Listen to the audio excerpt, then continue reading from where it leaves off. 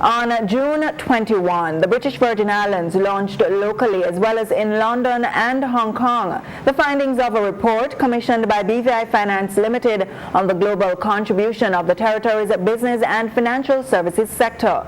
The report, executed by London-based economic research firm Capital Economics, which BVI Finance says cost $154,000, highlights among the significant global contributions over 2 million jobs around the world, $1.5 trillion in cross-border investments, the equivalent of 2% of global GDP, and $15 billion in tax revenues for governments. At the launch of the report in the BVI, this was what Kedrick Malone, Director of the Financial Services Implementation Unit, and Ryan Hulock of BVI Finance Limited had to say about the agenda of the international media and campaigners against financial services in the BVI. There are many agendas in this industry. We're a small country. There are many countries who feel that small countries should not be in financial services. So they've used the media to some extent with misinformation, but this study provides factual information that those same sources will now have to look at and correct. And you as media will now have information to look at what you're reading coming out of the international media and properly assess whether it's factual or not.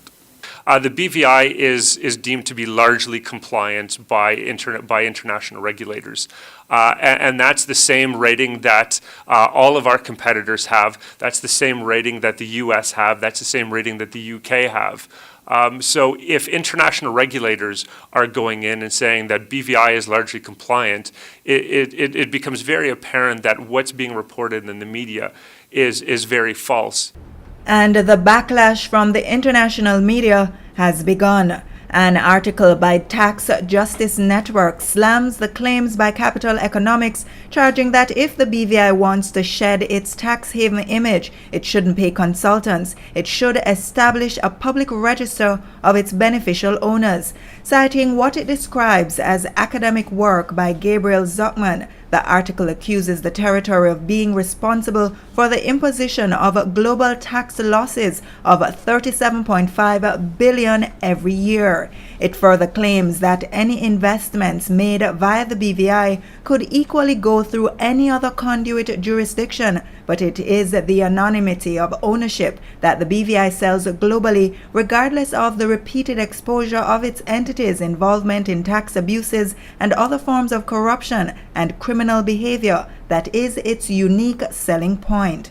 The Tax Justice Network's scathing piece argues that questions over the BVI's political governance and sustainability of its business model are good reasons to avoid investing through a small, unbalanced economy, adding that the claim that $1.5 trillion of investment is routed through the BVI is significantly higher than previous estimates from the IMF. The BVI government has announced that it will be launching its Beneficial Ownership Secure System BOSS, which will facilitate the sharing of information on beneficial owners between the BVI and the United Kingdom on June 30th.